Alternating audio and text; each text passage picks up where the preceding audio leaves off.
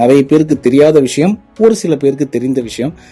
நானும் விஜய் சித்துவும் கிட்டத்தட்ட ஒரு 12 இயர்ஸா 12 வருஷமா நாங்கள் வந்து நெருங்கிய நண்பர்கள்.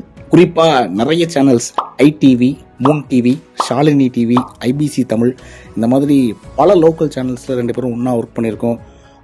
நிறைய தூரங்கள் ஒன்றா ட்ராவல் பண்ணியிருக்கோம்.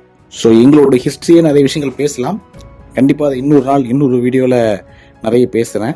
என்ன அப்போ அடிக்கடி நாங்கள் பார்த்துப்போம், கிட்டத்தட்ட தினமும் பார்த்துப்போம். இப்போ இந்த மாதிரி ஏதாச்சும் ஒரு ஃபங்க்ஷனில் தான் நாங்கள் மீட் பண்ணிக்கிறோம். அதில் மறக்க முடியாத ஒரு நினைவு சொல்லணும் அப்படின்னா, ரியோ ராஜ் அவனுடைய கல்யாணத்துக்கு நாங்கள் 2 பேரும் என்னோட ஓட்ட ஸ்கூட்டரில் அப்படியே ட்ராவல் ஆகிட்டு இருக்கும்போது கிட்டத்தட்ட ஒரு 30 கிலோமீட்டர்.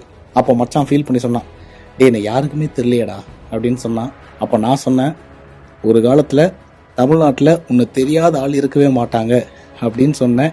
2017 சொன்னது இப்போ 2026 இதை நினச்சி பார்க்கும்போது உண்மையிலேயே அந்த வெற்றி, இன்னைக்கு அவனுடைய ரீச், அது எல்லாமே அவனுடைய உழைப்புக்கும் அவனோட விடாமுயற்சிக்கும் கிடைச்ச ஒரு சக்ஸஸாக தான் நான் பார்ப்பேன். And I am so happy as a friend.